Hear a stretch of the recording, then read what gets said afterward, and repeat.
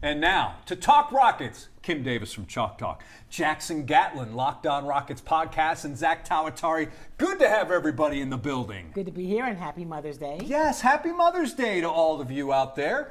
And now, the big question from this past week was the word continuity. And the Rockets, will they bank on this term?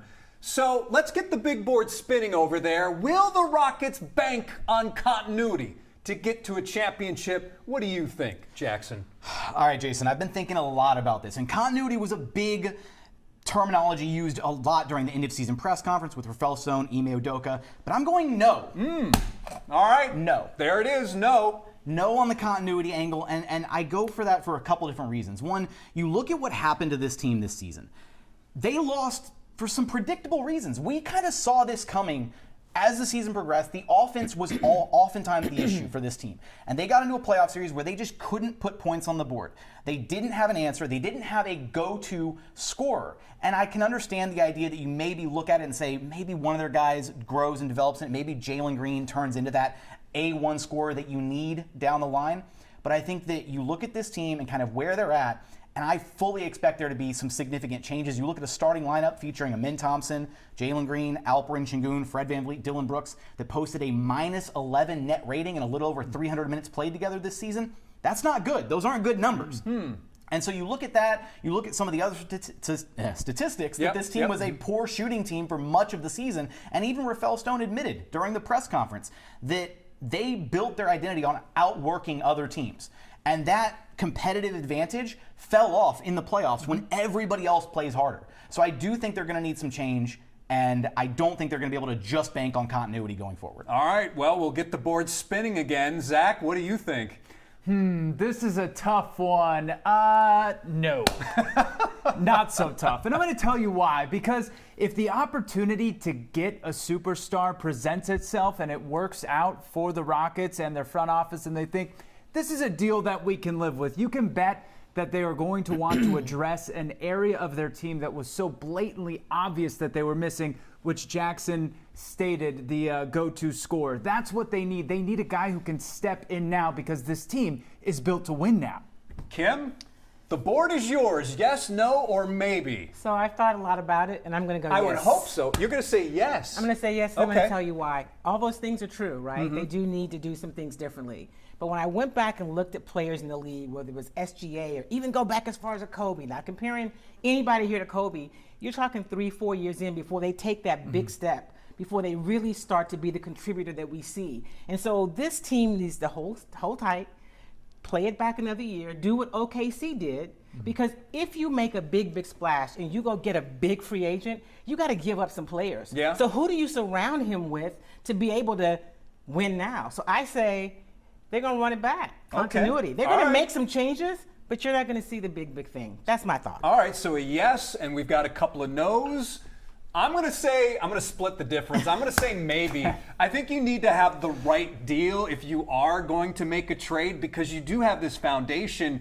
And I do believe that there's something to what you're saying. The worst thing you can do in a rebuild is send somebody away and then they become the guy that you thought they would be, Right. but they couldn't be that with you. So I don't know if that enters into the equation at all, but I'm going to say maybe because I think that's probably the safe play given what Rafael Stone has, I don't want to say preached, Right. but preached in terms of wanting continuity. So are the Rockets a superstar away? Are they a superstar away from actually contending for a championship? I mean, it certainly feels that way, right? Like, you look at this team and you look at how close they were this season. You look at how the Golden State Warriors were playing against the Minnesota Timberwolves in the 13 minutes where they did have Steph Curry, and they looked like they were completely outplaying the Wolves. You envision a series where if the Rockets had eked out that Game 7 win, they go up against the Wolves. First off, that would be a much better matchup for this Houston Rockets team than that Warriors squad. Yeah. Would have been much more favorable, and who knows, maybe they beat the Wolves and they meet the Thunder or the Nuggets in the Western Conference Finals, and maybe the discussion around this team is completely different. But as it presently stands, the Rockets have yet to really find that superstar from their rebuild. Alperen Şengün is the first homegrown all-star of the rebuild, and he's made a lot of significant strides. So has Jalen Green, but they still don't have that de facto number one guy that you know without a shadow of a doubt that you are building around moving forward. And with certain superstar names potentially on the move, on the horizon, I do agree with Kim that you don't want to forego the rebuild and mortgage off, a bunch of young guys to try and get a guy, because then how do you put the right pieces around that star to win? But if you can get the right guy for kind of a cheaper price point, maybe a Kevin Durant type, something like that, then that certainly would be a move that puts the Rockets over the top while they kind of wait for maybe one of these other young guys to be able to show up and take the reins of this team. A cheaper superstar. I think everyone would want one of those, yeah, right? good luck behind that, right? Kevin Durant's got a $55 million contract. He's going to want an extension, so he's not going to be the cheapest superstar. But here's what I think. This offseason's huge, right, for a lot of the players. You mentioned a Jalen, even an Alperen, who looked good, but Alperen is still, he was an all-star, but I wouldn't say he's a superstar yet. So I think that there's room. I think this season is going to be key, because this offseason, how do they come back, right? I think you want people that can match in terms of generationally with what you have, because you gave up so much to get here. You're 2 years into the Ime Udoka equation, tenure, yeah. Right? And so you just got to look at SGA, right? I was looking at a guy like Donovan Mitchell when he was with Utah. I mean, there's so many players.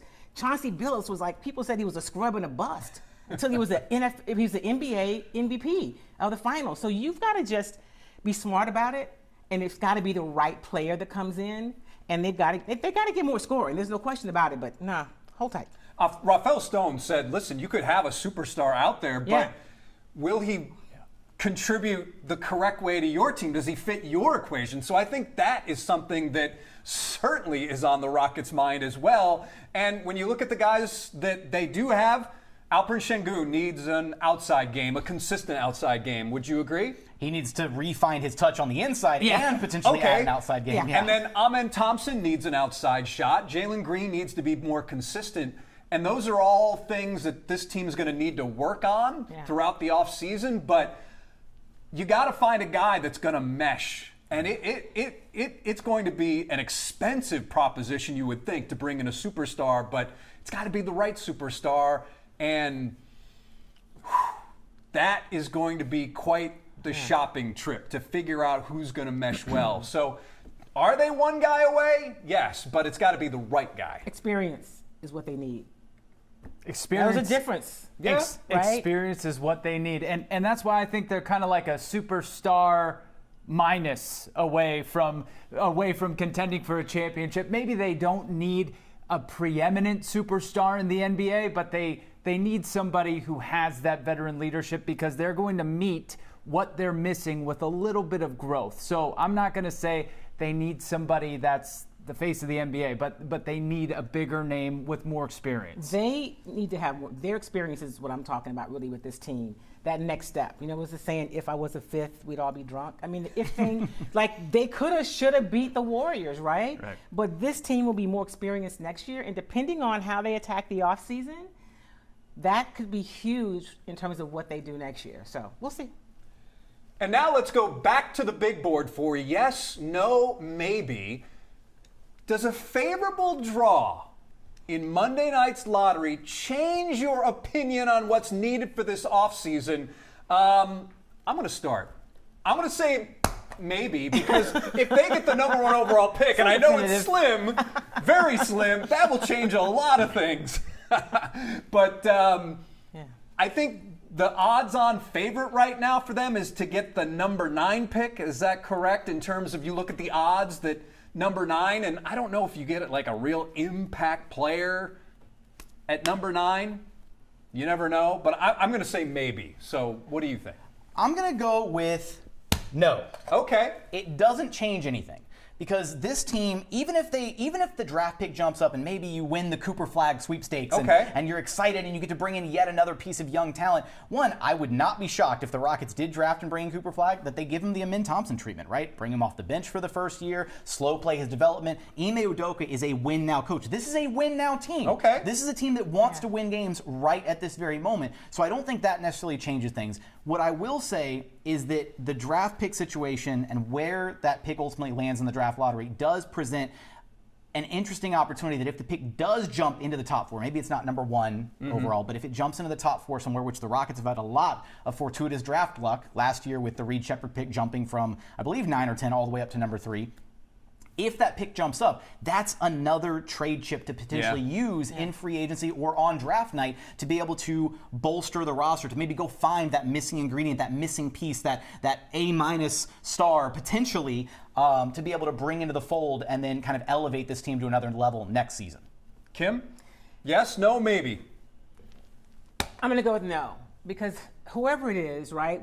You mentioned Reed Shepard. He came in, and we'll talk about him later perhaps, but those young players coming into the league, they need a minute. Very few of them are, just transcend. I mean, you talk about Wemby maybe, but he's 8 feet tall, I just think that experience as a team is going to be key. So that young person coming in, they are going to get the arm-in treatment. They're going to have to be brought in. So I don't think it changes anything.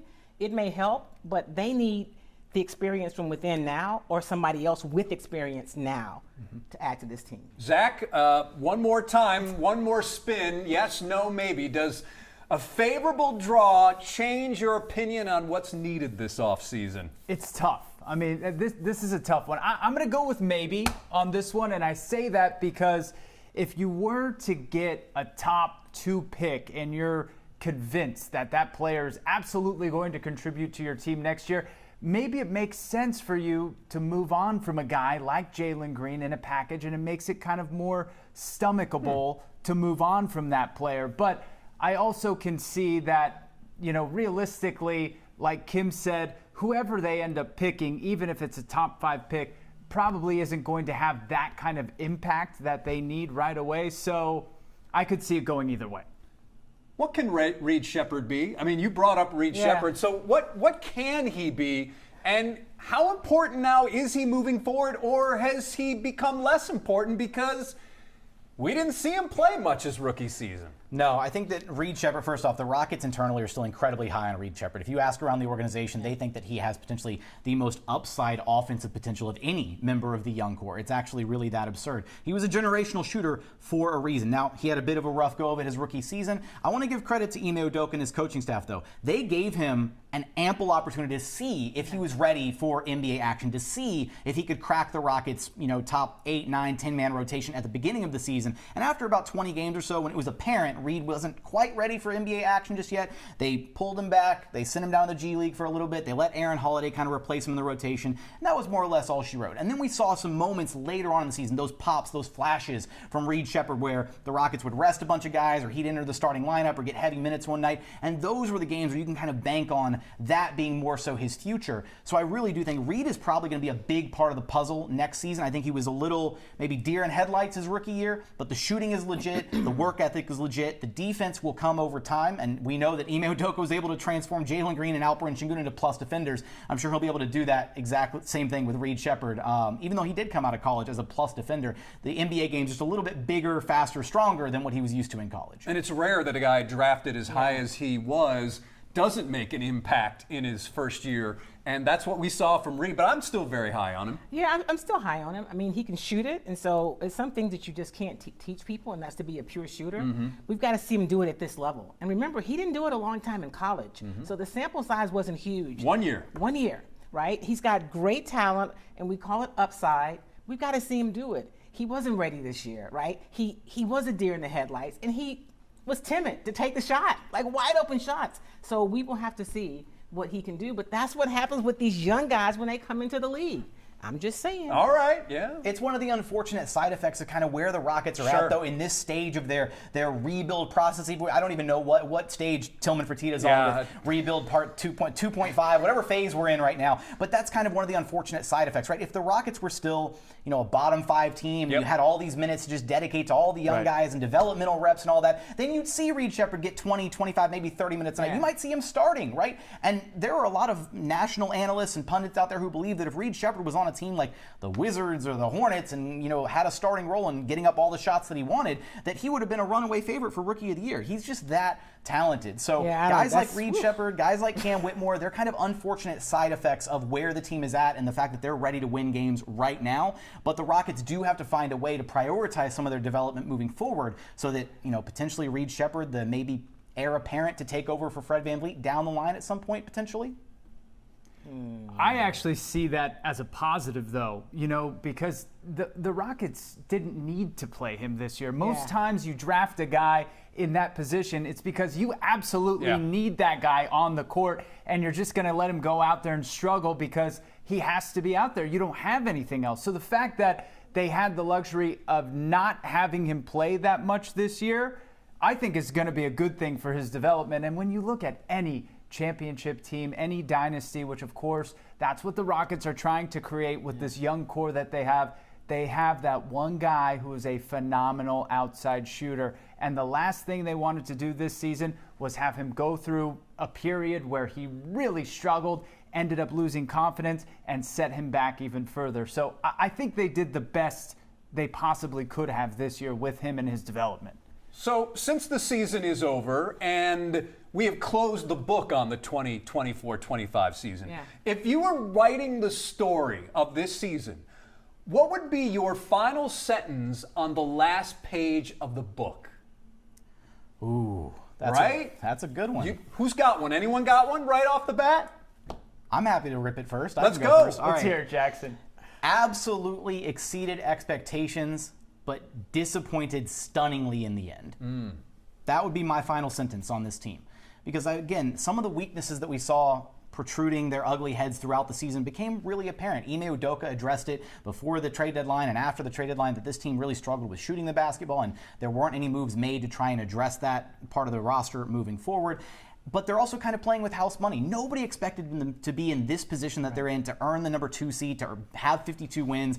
I thought they'd be flirting with the top end of the play-in bracket, right? 7, 8 seed, maybe a 5, 6 seed if a lot of things broke their way this past year. So you have to be incredibly excited about where things are headed. But at the same time, you can still be a little disappointed with how things ended. You can still be a little frustrated thinking that, the Rockets were the better team against the Warriors, and they still found a way to lose that series. They shot themselves in the foot too much, and there were some very easily fixable problems that hopefully they address this offseason so that they can come back better and stronger next year. Kim? So the last sentence would be, a lot of growth in 2025 as the season ended, and a lot of opportunity moving forward. A lot of growth and a lot of opportunity ahead. Absolutely. I see it. Yeah. I'm going to say Draymond left Toyota Center laughing. Yeah. But the Rockets hope to silence him in the end. Oh. Ooh. Okay. Someday. Someday. That may be a run-on. But anyway. That's okay, Jason. They hope to get the last laugh. The last Yes, laugh. there we go. There you Thank go. you. We'll mix in some punctuation in there for you. He's my editor. I try. My last sentence of the book is loading, because the Rockets are loading. This is a team that is on the rise. You can see they have all the makings of a great championship contender, and I think they're just getting started. It was great to see them be able to exceed expectations this year, but it gave you a taste of just how good this team can be. Boy, hard to beat these two when it comes to talking Rockets. Kim Davis from Chalk Talk, Jackson Gatlin, Locked On Rockets. We appreciate both of you coming in and being with us on Sports Extra. Thanks for having me. It's always fun. Thanks so much for having us, guys. We appreciate it.